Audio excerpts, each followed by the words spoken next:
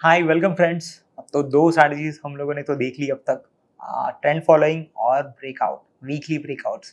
उसमें हमारी बात हुई थी कि ब्रेकडाउन नहीं करेंगे।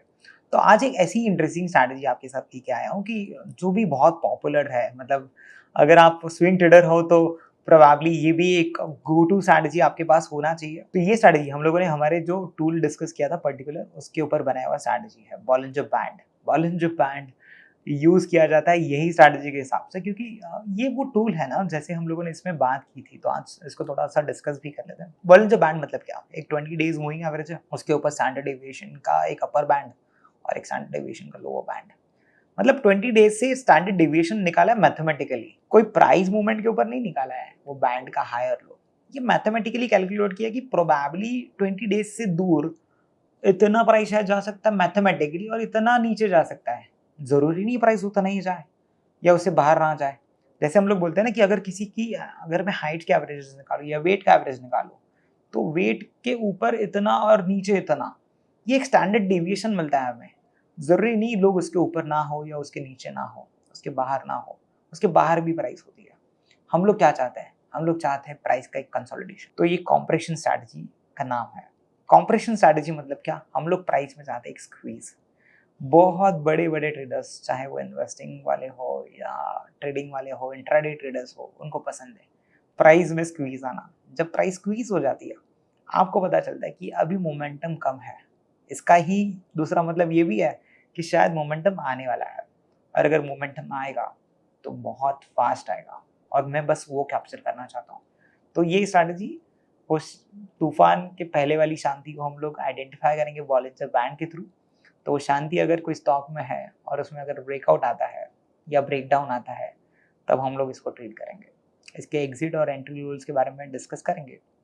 पर मैंने आपको बताया था, ये वो स्ट्रैटेजी जहाँ पे शायद आप शॉर्ट वाला ट्रेड भी अच्छे से कर सकते हो, क्योंकि यहाँ पे शॉर्ट कब कर रहे हैं हम लोग? एक स्क्वीज के बाद। तो मतलब आपका स्टॉप लॉस, प्राइस में वो मोमेंटम अभी तक नहीं आया है। मोमेंटम आने के बाद शॉर्ट करने में कोई मजा नहीं है। मोमेंटम आने के पहले या जस्ट आते ही आप शॉर्ट करो, तो आपको अच्छा ग्रैब, अच्छा शॉर्ट फॉल मिल सकता है स्टॉक्स में। तो हम लोग कुछ स्टॉक्स के चार्ट भी देखेंगे। आप बॉलिंजर बैंड को लगा के काफ़ी सारे मल्टीपल स्टॉक्स पे ऑब्जर्व करके देखना कि कैसे बॉलिंजर बैंड में स्क्वीज आने के बाद जब ब्रेकआउट आता है, तो उसके बाद कैसे मोमेंटम आता है। एंट्री एग्जिट रूल्स के बारे में अभी हम लोग डिस्कस कर रहे हैं। वैसे ही आप उसमें मॉडिफिकेशंस आपकी पर्सनल बिहेवियर के हिसाब से कर सकते हो, आपकी बेनिफिट के हिसाब से कर सकते हो। तो कॉम्प्रेशन स्ट्रैटेजी ये हाईली लिक्विड स्टॉक्स में आपने करना चाहिए। लो लिक्विड स्टॉक्स में, मतलब इलिक्विड स्टॉक्स में इसको बिल्कुल ट्राई ना कीजिए, क्योंकि हो सकता है हम लोग अटक जाए वहाँ पे, थोड़ा स्लिपेजेस का इशू आए। ये हमेशा से हमारा कहना रहा है, मेरा कहना रहा है कि आप लोगों ने लिक्विड स्टॉक्स में ही काम करना चाहिए। बहुत बड़ा कंसर्न होता है अगर हम लोग इलिक्विड काउंटर्स में अगर ट्रेड करें तो। ये एक्सप्लोसिव मूव्स कैप्चर करने में काफ़ी हेल्प करता है। हमें भी चाहिए वो एक्सप्लोसिव मूव। हम लोगों ने ढूंढा है वो तूफान आ सकता है, अगर वो तूफान आएगा तो शायद हमें एक बेनिफिट दे के जाएगा। और कॉम्प्रेशन है मतलब मेरा रिस्क छोटा है, मेरा स्टॉप लॉस बहुत छोटा है इसमें। तो यहाँ पे शायद मेरा प्रोबेबली रिस्क रिवॉर्ड बहुत ज़्यादा फेवरेबल है। तो चलिए लॉन्ग ट्रेड का हम लोग कॉम्प्रेशन और ब्रेकआउट की रूल समझ लेते हैं। तो कंफर्मेशन हम लोग डेली चार्ट से लेने वाले। इसमें डेली चार्ट में क्या करेंगे? Bollinger band are squeezed close together. Bollinger band squeeze हो चुका है। स्क्वीज का कोई डेफिनेशन नहीं कि कितना स्क्वीज हुआ। स्क्वीज को कैसे मॉनिटर करें या कैसे क्वांटिफाई करें, तो मैं नहीं समझता या चाहता कि आप कुछ और तरीके से स्क्वीज को देखें। वो चार्ट को ऑब्जर्व करें। वो चार्ट आप देखिए, आपको वो चार्ट देखने के बाद समझेगा कि इसके पहले अगर वोलेटिलिटी थी तो बॉलिंजर बैंड कितना एक्सपांड हुआ था। ये अपने नेकेड आई से हमें आसानी से समझ में आता है कि बॉलिंजर बैंड फिलहाल स्क्वीज हो रहा है। इसका और एक मतलब ये भी होता है कि प्राइस शायद एक बहुत छोटे रेंज में मूव कर रहा है। इसका बहुत ही अच्छा एक स्क्रीनर भी अवेलेबल है, तो मैं स्कैनएक्स पे आपको इसका स्क्रीनर भी दिखाऊंगा कि कैसे हम लोग स्टॉक्स को ढूंढ सकते हैं जहाँ पे स्क्वीज है। पर इसके पहले वाले भी सेटअप्स हम लोग देखेंगे। तो हमारा तो पहला सेटअप कंडीशन यही है, Bollinger band squeeze close together. Daily time frame पे आरएसआई 50 के आसपास है ना, ऊपर ना, मतलब 60 के ऊपर भी नहीं है, 40 के नीचे भी नहीं है, फ्लैटिश है। नो ट्रेड जोन या न्यूट्रल ऐसा भी हम लोग बोल सकते हैं। एमएसीडी भी लगभग फ्लैट है या स्लाइटली बुलिश हो सकता है, मतलब हम लोग बुलिश ब्रेकआउट की बात करें तो इसलिए हो सकता है वैसा हो। फिर हम लोग ब्रेकआउट का कंफर्मेशन कैसे लेंगे? हम लोग इसमें लोअर टाइम फ्रेम पे फिलहाल नहीं जा रहे। मैं इसको डेली से ही ट्रेड करने की कोशिश करूंगा, क्योंकि मैंने डेली पे ही कॉम्प्रेशन को आइडेंटिफाई किया है। आप चाहे तो इसको आर्ली से भी ट्रेड कर सकते हो, बट मैं सोचता हूँ कि हम लोगों ने ऑलरेडी कॉम्प्रेशन को आइडेंटिफाई किया। स्टॉप लॉस वैसे भी थोड़ा कम है, तो मैं इसको डेली से ही ट्रेड करूंगा। Price closes above the upper Bollinger band with strong volume. Bollinger band वाला स्ट्रेटेजी मैं बस बॉलिंजर बैंड ही यूज कर रहा हूँ। प्राइस ने बॉलिंजर बैंड के ऊपर क्लोज कर दिया है, अपर बॉलिंजर बैंड, वॉल्यूम्स भी अच्छा है, मेरे लिए अच्छा सेटअप है। RSI now crosses 55, signalling a bullish momentum. MACD cross और कंफर्म्स अ बुलिश ट्रेंड। मेरे लिए एंट्री ट्रिगर क्या है, जो ब्रेकआउट कैंडल है क्लोजिंग अबव रेजिस्टेंस। मैं क्लोजिंग के अराउंड 3-315 जब मुझे समझ में आता है शायद आज क्लोजिंग हो जाएगा, प्रोबेबली मैं यहाँ पे ट्रेड ले सकता हूँ। Volume should be higher than the previous day. Volumes आज के थोड़े ज़्यादा है पहले वाले वॉल्यूम से, तो दैट ये कॉम्प्रेशन के बाद मुझे बस चाहिए कि इंटरेस्ट अभी बढ़ते जा रहा है ट्रेडर्स में या पार्टिसिपेंट्स में, सो दैट मोमेंटम थोड़ा जल्दी आए, किक इन हो जाए। मेरे एग्जिट रूल्स क्या होंगे, तो टेक प्रॉफिट मेरा क्या होगा, distance of the previous price range added to the breakout level. जो हमारा कंसोलिडेशन वाला रेंज था, सिमिलर जैसे ब्रेकआउट स्ट्रेटेजी में था, कितने देर कंसोलिडेट हुआ उसमें कुछ एक रेंज बनी होगी 20-25 पॉइंट्स, 5%, उतना ही मैं ऊपर ऐड कर दूंगा सो दैट मुझे एक ब्रेकआउट का लेवल मिल जाए और मेरा फर्स्ट टारगेट मिल जाए। सेकंड टारगेट क्या होगा, next resistance level on the higher time frame. शायद मैं वीकली जाके या डेली टाइम फ्रेम पे अगर मुझे कोई रेजिस्टेंस मिलता है तो वो मेरा सेकंड टारगेट होगा। मेरा स्टॉप लॉस क्या होगा, below the middle of the Bollinger band और द रीसेंट स्विंग लो। मतलब middle of the Bollinger band मेरा 20 EMA है, 20 EMA के अगर नीचे क्लोज हो जाता है तो मैं इसमें से एग्जिट कर जाऊंगा। ये मेरा स्टॉप लॉस है। तो मेरा स्टॉप लॉस डिफाइंड है। मेरा टारगेट में मैं शायद इसको ट्रेल भी कर सकता हूँ 20 EMA के साथ साथ, जब तक middle of the Bollinger band के नीचे प्राइस नहीं क्लोज होता तब तक मैं ट्रेड कर सकता हूँ इसमें। एग्जैक्टली शॉर्ट वाला भी रूल इमीडिएटली देख लेते, क्योंकि हम लोग बाय और सेल दोनों देख सकते हैं। कंप्रेशन में तो हमें बस इतना ही देखना है कि बॉलिंजर बैंड्स थोड़ी टाइट रेंज में है, प्राइजेस अपर बॉलिंजर बैंड से लोअर बॉलिंजर बैंड एक रेंज में मूव कर रही है। तो compression on the daily chart shorts के लिए भी सेम, ये अभी थोड़ा बेरिश है बस, दैट्स इट।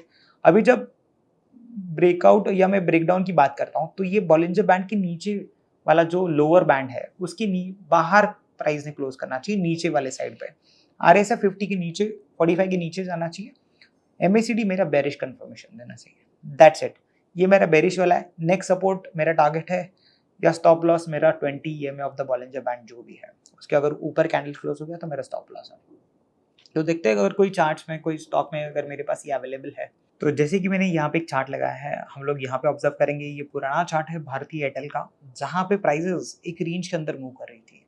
मतलब अगर आप देखो तो 750 से लेके 790, फिर 742, फिर 790, फिर नीचे, फिर ऊपर। अगर आप देखो तो बॉलिंजर बैंड भी स्क्वीज होते जाता था, कम होते गया वोलेटिलिटी, और बाद में एक बार यहाँ पे अगर आप देखो तो ये कैंडल 27 अप्रैल 23 का, इसने बॉलिंजर बैंड के बाहर क्लोज किया, 786 के आसपास क्लोजिंग दिया।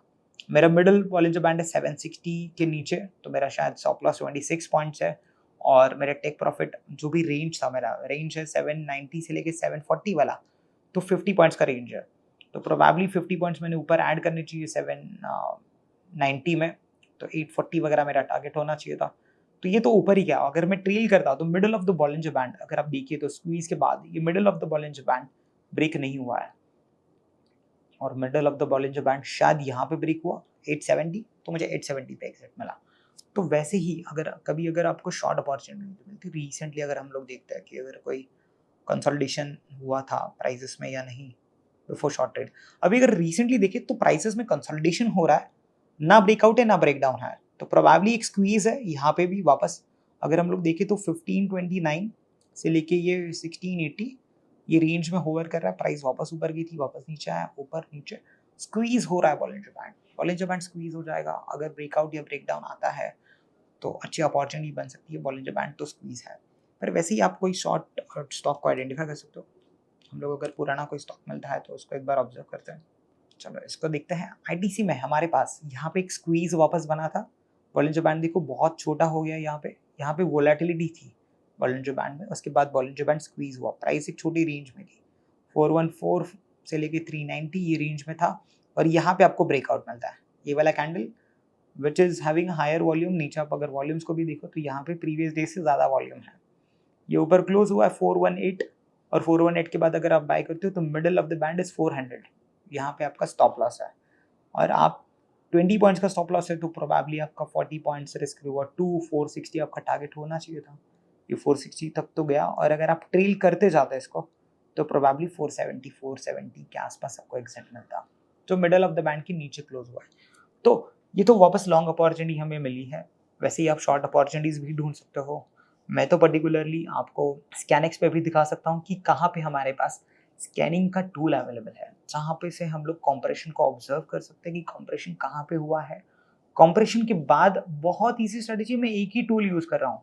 मैंने बस इसमें बॉलिंजर बैंड लगाया है, वो भी डेली टाइम फ्रेम पे, और वॉल्यूम के साथ में देख रहा हूँ।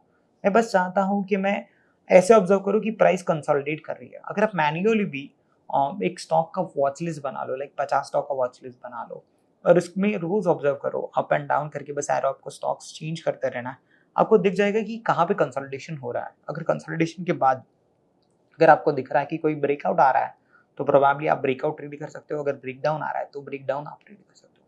आपको चाहिए हायर वॉल्यूम। अगर हायर वॉल्यूम्स है, आपका सेटअप मैच करता है, आप टेक प्रॉफिट आपको पता है, आपको आपका स्टॉप लॉस पता है, आपको आपके रिस्क रिवॉर्ड्स पता है, आप कॉम्प्रेशन स्ट्रैटेजी को बेटर वे में यूज कर सकते हो। अगर और कोई कंफर्मेशन के लिए इंडिकेटर ऐड करना है तो आप ऑब्वियसली ऐड कर सकते हो इसके अंदर, सो दैट आप ये स्ट्रैटेजी को और बेहतर तरीके से ट्रीट कर पाओ।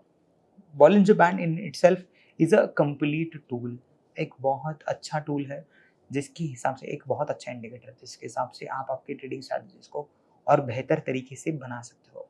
प्रोबेबली आपको कॉम्प्रेशन अगर 1 आवर पे आइडेंटिफाई करना है तो 1 आवर पे आइडेंटिफाई कीजिए, बहुत अच्छा है। आप इसको मल्टी टाइम फ्रेम में लेके जा सकते हो तो मल्टी टाइम फ्रेम में लेके जाइए, सो दैट आपको और बेटर वे में समझ में आएगा कि ये स्ट्रैटेजी को मैं कैसे यूज कर सकता हूँ। आइए स्कैनएक्स पे जाके देखते हैं कि वो कौन सा वहाँ पे एक टूल है जो मैं यूज़ करूँ और मुझे कॉम्प्रेशन शायद मिले। तो स्कैनएक्स के अगर मैं स्क्रीनर्स पे जाता हूँ वापस, स्क्रीनर्स में मुझे जाना है टेक्निकल स्क्रीनर्स। मैं टेक्निकल स्क्रीनर्स पे जब क्लिक करता हूँ तो यहाँ पे काफ़ी सारी स्क्रीनर्स है। जैसे मैंने बोला ये आरएसआई ओवरबॉट ओवरसोल्ड तो है ही, रेजिस्टेंस ब्रेकआउट ब्रेकडाउन भी है। ये हम लोग ब्रेकआउट स्ट्रेटेजीज में रेजिस्टेंस ब्रेकआउट और ब्रेकडाउन्स को भी यूज़ कर सकते हैं। पर यहाँ पे देखो एक बहुत ही अच्छा लास्ट वाला ये है स्कैनर जो है स्क्वीजिंग रेंज। हमें ये वाले स्क्वीजिंग रेंज से भी मिल सकता है। अगर मैं यहाँ पे क्लिक करता हूँ तो मुझे स्क्वीजिंग रेंज के सारे स्टॉक्स मिल जाएंगे। यहाँ पे तो इन्होंने शायद फॉर्मूला भी वैसे कुछ किया, आपका Bollinger band minus lower Bollinger band is less than the average true range into 2 times. So probably यहाँ पे ये सारे स्क्वीज हुए हुए अपॉर्चुनिटीज है। तो कोई अगर चार्ट हमें देखना है तो हम लोग एक बार देख लेते हैं कि क्या वहाँ पे सच्ची में कोई स्क्वीज अवेलेबल है एज ऑफ नाउ। तो वन डे पे अभी मैंने ये चार्ट ओपन किया है Indus tower. As of now अगर देखूँ तो स्क्वीज यस ऑब्वियसली अवेलेबल है। यहाँ पे देखो तो ये एक रेंज के अंदर चल रहा है 370 फिर 315, मतलब 370 380 से लेके 320, तो लगभग 60 पॉइंट्स का एक रेंज चल रहा है। और अभी भी बॉलिंजर बैंड के ना ऊपर ना नीचे, क्लोज तो नहीं हुआ है, बट ऑब्वियसली मैं मेरी वॉच लिस्ट में लगा के रख सकता हूँ। जब ब्रेकआउट आए, जिस दिन हमें हाई वॉल्यूम ट्रेडिंग एक्टिविटीज में ये स्टॉक दिख जाए या हमारी वॉच लिस्ट में ये अच्छे परसेंटेज में मूव होते हुए दिख जाए, यहाँ पे तो अभी हमें बॉलिंजर बैंड भी बताया कि कहाँ पे है, 344 पे है। आप 345 346 पे अलर्ट लगा सकते हो, जिस हिसाब से आपको पता चल सकता है कि शायद ये उस दिन जिस दिन ये क्रॉस हो जाए आपको एक अलर्ट आ जाए और आप उस दिन उसको ऑब्जर्व कर पाओ कि हाँ ये अलर्ट आ रहा है तो शायद मैं ये स्टॉक में ट्रेड कर पाऊंगा। वैसे ले सकते हो। कोई और स्टॉक है कि हम लोग एक बार ऑब्जर्व कर लेते हैं। ये जो सारे बुलिश है, बेरिश वाले कुछ देखते हैं, बट बेरिश वालों में हमें इंपॉर्टेंट है कि जब बेरिश स्टॉक लेना है तो शायद वो एफएनओ वाला स्टॉक होना चाहिए, क्योंकि नहीं तो अकॉर्डिंगली आप उसमें ट्रेड नहीं कर पाओगे। और यहाँ पे ये बहुत ही अच्छा टूल है। अगर आप देख रहे हो तो मैं स्कैनएक्स पे अगर आपको दिखाऊं तो मैं चेंज पे क्लिक कर रहा हूँ, मैं वॉल्यूम्स पे क्लिक कर रहा हूँ, तो मुझे कहाँ पे कितना मोमेंटम आया है और कैसे उसका कैंडल्स है, कितना वॉल्यूम्स है। अभी ये तो वॉल्यूम्स बहुत कम है, पर जहाँ पे अच्छा वॉल्यूम है शायद प्रोबेबली वो वाला स्टॉक मैं देख सकता हूँ मेरे लिए। जैसे यहाँ पे 1 तो लाख वॉल्यूम है,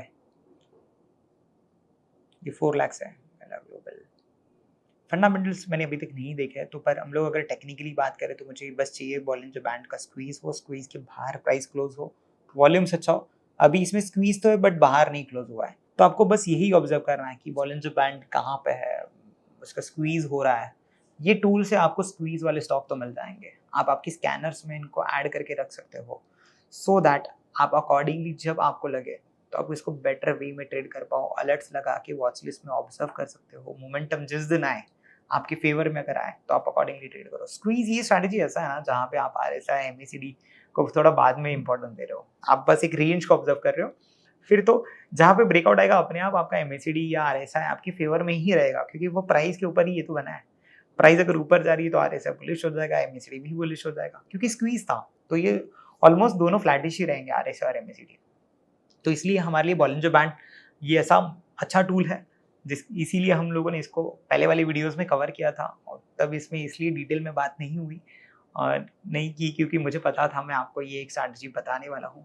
बॉलिंजर बैंड पे बहुत सारे लोग बहुत अलग अलग स्ट्रैटेजीज पे ट्रेड करते हैं। ये ब्रेकआउट स्ट्रैटेजी सबसे कॉमन है, बहुत लोग यूज़ करते हैं। कंसिस्टेंटली बस आप यूज़ करो तो आप एक अच्छा आपके प्रॉफिटेबिलिटी में, कैपिटल में एक जंप देख पाओगे अगर आप इसको कंसिस्टेंटली फॉलो करो, बट आपके स्ट्रिक्ट रूल्स के साथ, आपके स्ट्रिक्ट स्टॉप लॉसेस के साथ। तो ज़रूर ये स्ट्रैटेजी को आपके टूल्स में रहने दीजिए, आपके सेटअप्स में रहने दीजिए। ऐसी स्ट्रैटेजीज के साथ हम आपके साथ आएंगे। हम लोगों ने ये सीरीज़ में काफ़ी अच्छे स्ट्रैटेजीज पे डिस्कशन किया है। आपके फीडबैक्स और आपकी कमेंट्स, आपकी कुछ भी इश्यूज़ है, प्लीज़ कमेंट कीजिए और हमें बताइए कि आपको क्या लगता है इसके बारे में।